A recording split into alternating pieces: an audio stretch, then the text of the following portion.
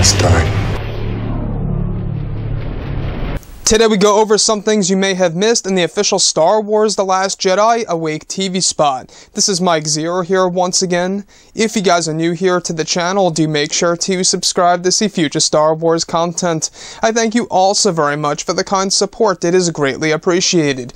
Now, unexpectedly, during the 7th and final game of the World Series, a brand new TV spot dropped for Star Wars The Last Jedi that gave us tons of new footage, and I just wanted to go over some pieces that you guys out there may have missed from point A to point B of this new TV spot. So let's get right into it.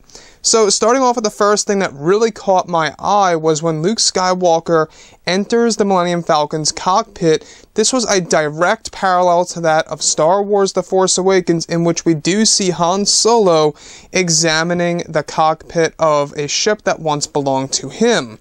Now, as you can tell in the background, there are some subtle differences in comparison to the one in The Last Jedi and in The Force Awakens, but very subtle.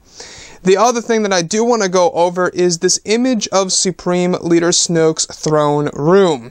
There are two objects that I do want to go over. First things first, alright? The one there on the right is actually one thing that we saw in the official BTS reel, where Daisy Ridley and, of course, the director Rian Johnson himself, they both are actually right next to that machine. It's said to be connected to his throne, and I honestly do believe it's a life support system for Supreme Leader Snoke himself, since Andy Serkis has said before The Force Awakens even came out that Snoke is quite the vulnerable character. Also above, alright, above Snoke's throne, you guys see that little orb there?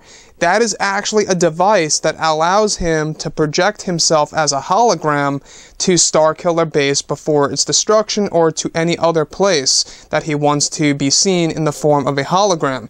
It actually fully scans his whole entire throne in a three-dimensional format, which is really cool and interesting. Now, the other thing that I do want to go over is this shot of Leia. If you look sharply all the way to the right, we do see Admiral Ackbar on a console. Yes, Admiral Ackbar is actually returning in Star Wars The Last Jedi. That is great news, as it is to everybody out there. But there he is, right there in the background, all the way over to the right, doing some work on board of the Raddus. Now, here's another shot that really caught my eye, is the Millennium Falcon going through the caves of Crate. Now, you guys may have missed this one, but the antenna of the Millennium Falcon, once again, gets completely lost off of the surface of the ship. So, if you look real close, the TIE Fighter all the way on the left is the one that actually shoots off the antenna of the Falcon inside of the caves of Crate. This is the second time that the Falcon lost its antenna. The first time was in Return of the Jedi, when it was entering the Death Star 2. Now, alright, once again, guys, another parallel. It's going through a narrow area, and now it loses yet another antenna. So, there's another piece that really was very interesting to me, and there's this shot of the Falcon going through, alright, shooting through the surface of the planet Crate, which, by the way, was shot in the salt flats of Bolivia. And we did hear that during production, I believe it was just about a year ago, that when they were shooting over in Bolivia, an explosion indeed took place. So, there's a behind-the-scenes photograph of Rian Johnson, I think it's Rian Johnson, on a console here examining some footage for Star Wars The Last Jedi, and it has been said that this is actually a shot over in Bolivia. So these things actually are going to match with each other. These are essentially two and one the same here. We have the shot from the official trailer, that big explosion because the Falcon's going right through it.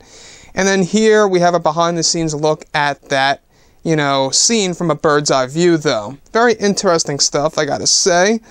Now, the other thing, alright, that actually is very intriguing is this underbelly shot of the Millennium Falcon. Now, we do notice that it is shooting, which raises a lot of questions. Somebody is down there using this turret. You guys may remember that I believe Finn used it in Star Wars The Force Awakens. Now somebody else is using it. Who is using it? I honestly do believe that maybe even Poe Dameron goes on board of this thing and teams up with both Rey and Chewbacca. And the reason as to why I believe this is because in the BTS reel that we got not too long ago, we have both Rey and Poe Dameron inside of the Millennium Falcon. So I believe that that right there is honestly either A, Poe Dameron shooting this thing, or Rey. And either one of the two could also be piloting, where Chewbacca is essentially the co-pilot. Now, here's my final and honestly the most craziest shot out of this whole entire TV spot is when Rey is actually raising the lightsaber in front of Luke Skywalker. Now, I wholeheartedly believe here that this is actually a reversed shot. I still do believe that she's talking to Luke Skywalker, or that Luke Skywalker is talking to her and saying this is not going to go the way you think. Sure, a big debate on that is, well, Mike, if he's saying that, why isn't there a blue tint on his face because Rey's lightsaber is right near him? Do keep in mind, I do believe that this shot is reversed, so when the lightsaber is raised, it's further away from Luke Skywalker's face. And some of you guys out there may be saying, you know, for the Luke Skywalker shot, it's not even raining there. However, if you look all the way in the background there, you will notice a lot of raindrops falling from the sky. So, very interesting stuff overall, guys. I really love this trailer, and I hope you all did as well. It's somewhat of a trailer and a TV spot, you know, whatever you want to call it. It's really a TV spot. Anyways, guys, hope you all enjoyed the content for today, and if you did, do make sure to drop a thumbs up on this video to support the channel. I thank you all so very much for the kind support, and I'll catch you guys next time. Bye.